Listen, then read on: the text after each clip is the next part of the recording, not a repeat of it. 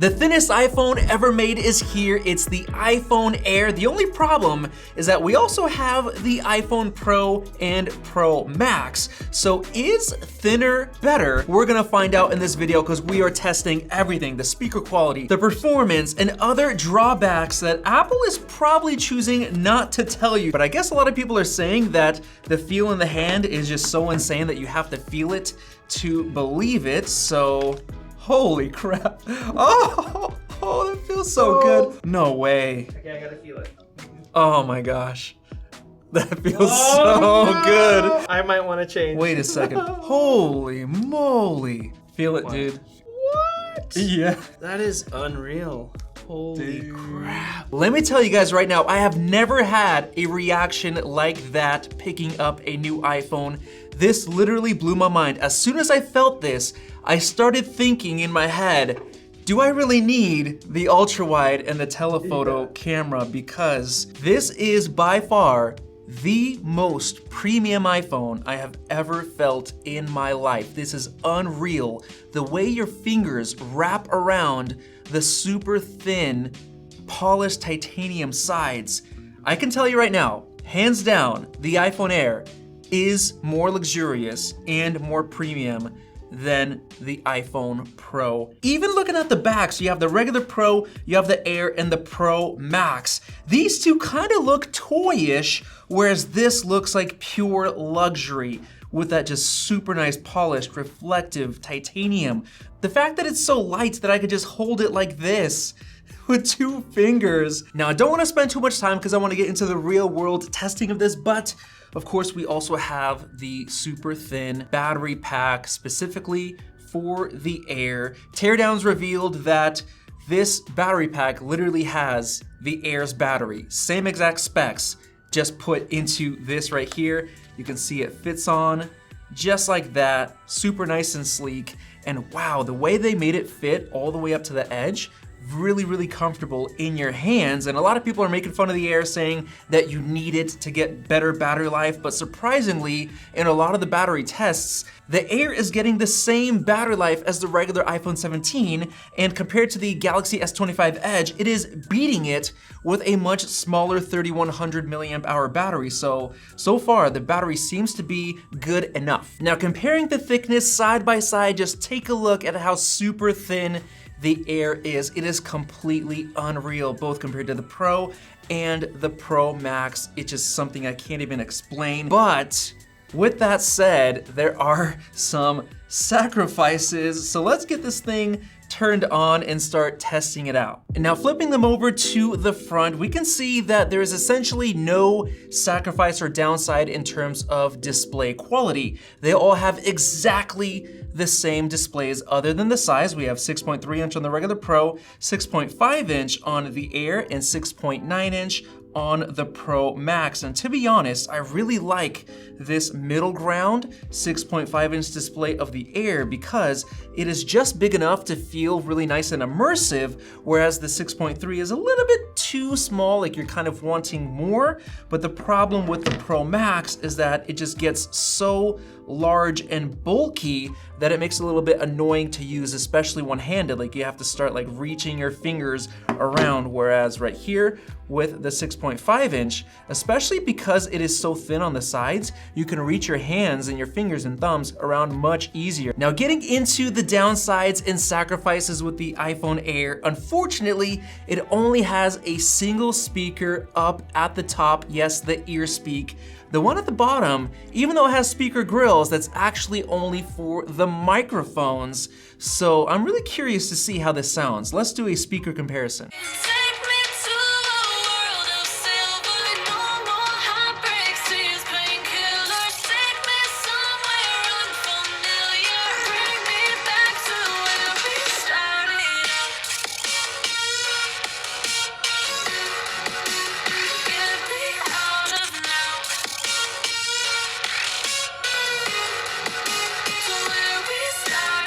All right, guys, I'm relieved that I chose the iPhone Pro Max because after the speaker comparison, holy moly, the iPhone Air sounds like a tin trash can. I am not even kidding. Just hearing the separation on the Pro between the left and right, just the stereo, sound stage, there's no layers, you just have highs. That's it. What's supposed to be mids is kind of just really muffled and gone. For me, if I'm watching videos and I can only hear one side, it's just such a bad experience. Now, regardless of if you're getting the Air or the 17 Pro, our sponsor Rhinoshield has these creative cases that are made from recycled plastic with these really unique designs. The clear cases are really slim, making your phone barely any thicker, and they all support MagSafe wireless charging, as well as various MagSafe accessories. On top of that, these cases also have the camera control buttons built right in that works with all of the gestures and clicks. Also, these cases come with Rhinoshield's SolidX protection with reinforced corners and inner shot grooves that absorb up to 71% of impact force, exceeding military drop standards and passing multiple in-house tests, including drop impact, tumble, scratch, and more, ensuring every product is built to last. So go ahead and check out Rhinoshield's cases and get an exclusive 10% off by using the code MAXTECH with the links below. Now, thankfully, there are no sacrifices in terms of the selfie camera. It still gets the same 18 megapixel center stage, which means you can swap between vertical and landscape. Here you can see I have a video, and the reason I have this on is because I want to test the microphones. I mean, if Apple got rid of a speaker on the bottom and it's just microphones, they can at least be good, right? So let's test it out. Right now I'm shooting landscape video while holding them vertically, which is really, really cool. Now I'm gonna be switching between the microphones on the Pro and on the Air. You guys let me know if there are any differences, and if, let's say, the Air is lacking in any kind of way. Let me know down in the comments section below. And now let's get into performance with Geekbench 6, getting into the next kind of small sacrifice that you might have on the Air. Of course, you can see we have 12 gigs of RAM on both, which is honestly really surprising that Apple gave the A19 Pro to the iPhone Air. Of course, they say it's because of efficiency, because you have that extra cache and the other improvements, which do help save battery life with the A19 Pro. That's why they did it. But let's run a CPU test and see if there's any differences. And here we are, we have the scores, and just like we saw in the leaked benchmarks with the iPhone Air having slightly lower benchmarks, we see the same thing here. The iPhone 17 Pro is 2% faster for the single core and 3% faster for multi-core, basically an unnoticeable difference. Now, in terms of the graphics, there is a difference because the Pro has a 6-core GPU and the Air has a 5-core, so one is essentially binned or disabled. And there you go, what a difference one GPU core makes. 19% faster on the 17 Pro, 45K compared to 38K. But of course, this is just a nice quick test. This is not a thermal stress test. So I do want to get into 3D Mark, but before I do that stress test, I want to test out ray tracing with Solar Bay Extreme. So this right here will basically simulate like a tough AAA game with ray tracing built in. And there you go, we have the score, 13.5 FPS on the Pro compared to 9.5 on the Air. That is 42% higher average FPS. That is pretty dang impressive for just one additional GPU core. And now let's get into the test, which might reveal the biggest sacrifice with the super thin Air. Steel Nomad Lite stress test, unlimited mode, 20 minutes straight. And of course we have our FLIR thermal camera so we can see exactly what's going on. And here we are, as you can see, we have the Pro on the left and the Air on the right. And right away, before I even look at the temps, you can see a hot spot right there on the Air, right basically where the camera bump is on the back. But comparing the temps, the hottest spot I see is about right here on the Pro. Looks like it's reaching about 41-ish degrees Celsius, so pretty dang hot.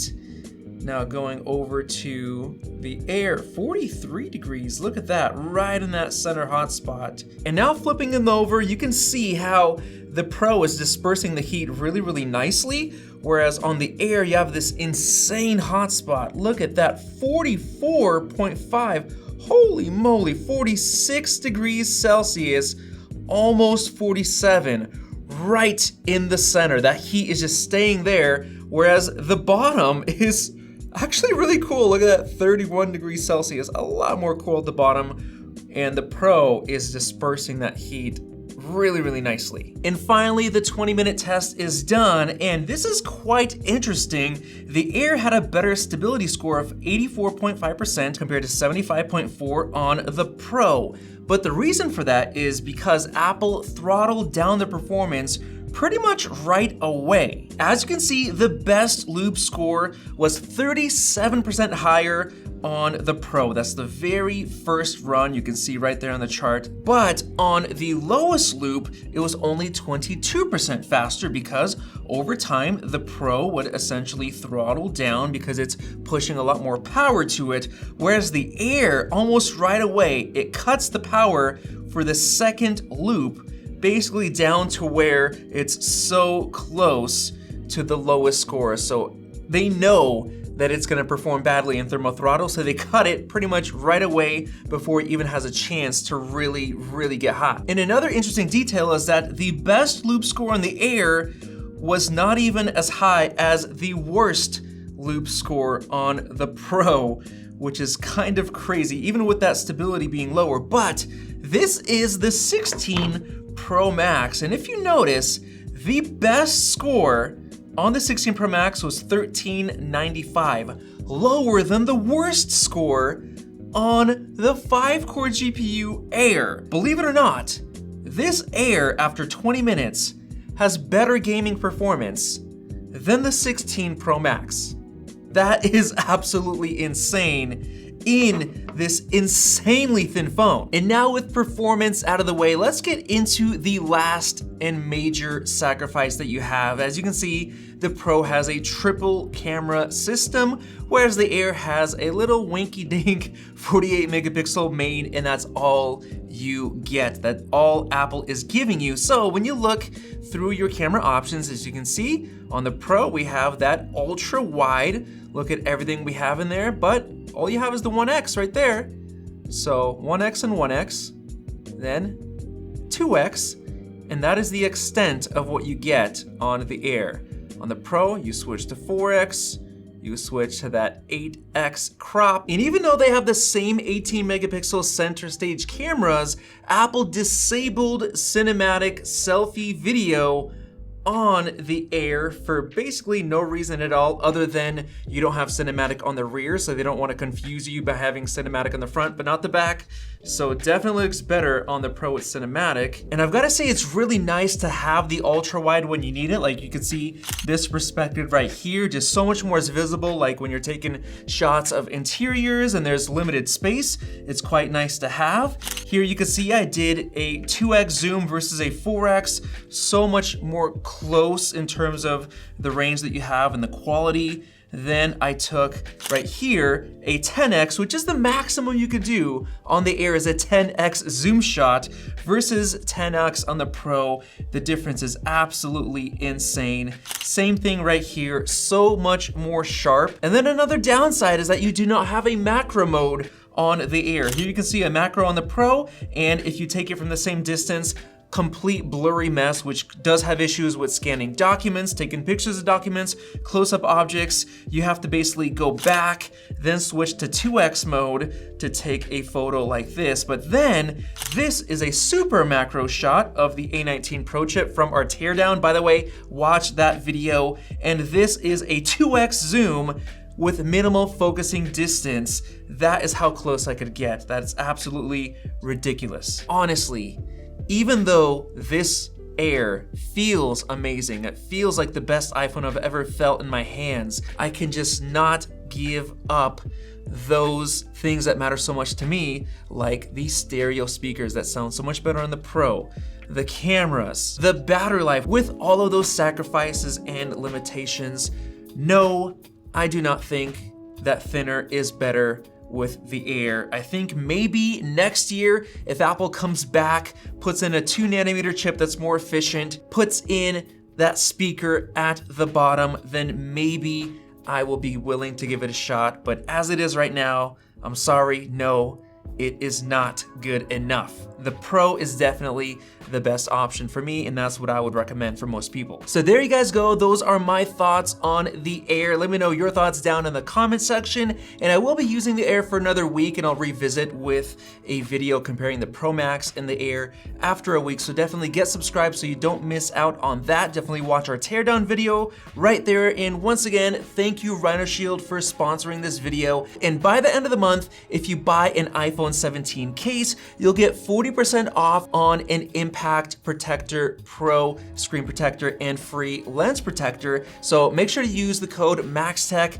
to get an additional 10% off. Thank you guys for watching, and we'll see you in the next video.